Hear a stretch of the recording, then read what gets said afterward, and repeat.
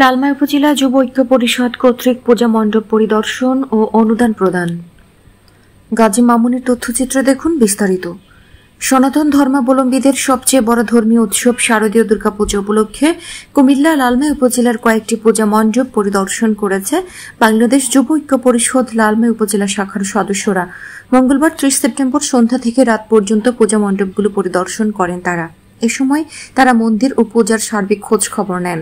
পরে সংগঠনের পক্ষ থেকে মন্দির কমিটির নেতৃবৃন্দের হাতে উপহার হিসেবে নগদ অর্থ তুলে দেন তারা। পাশাপাশি সকাল মন্দিরে দুর্গোৎসব সুষ্ঠু ও নির্বিঘ্নে সম্পন্ন করতে যুব ঐক্য পরিষদ লালমাই শাখার সদস্যরা সবসময় মাঠে রয়েছেন বলেও জানান তারা।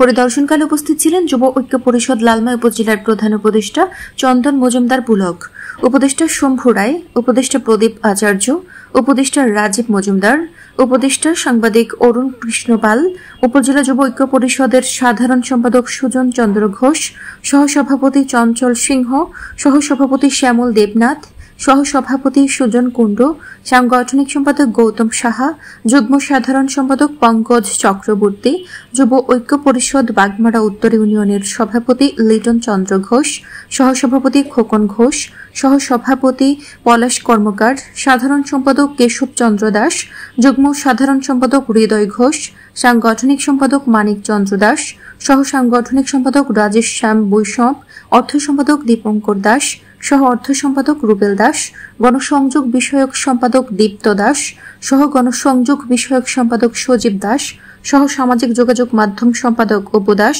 সমাজ কল্যাণ সম্পাদক বিমল চন্দ্র দাস, শিক্ষা ও গবেষণা বিষয়ক সম্পাদক শুভ দেবনাথ, তথ্য প্রযুক্তি ও প্রশিক্ষণ বিষয়ক সম্পাদক স্বপন কর্মকার সহ অনেকে।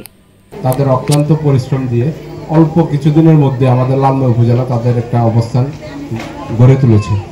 তাদের একান্ত ব্যক্তিগত ফান্ড থেকে আমাদের এই কিছু মন্দিরে এসে কিছু অনুদান দিয়েছে, অনুদান দেওয়ার চেষ্টা করছে যাতে আপনারা এই পূজা অর্চনা করতে যাতে সুবিধা হয়, এই জন্যই ওদের এই অনুদানগুলো দেওয়া।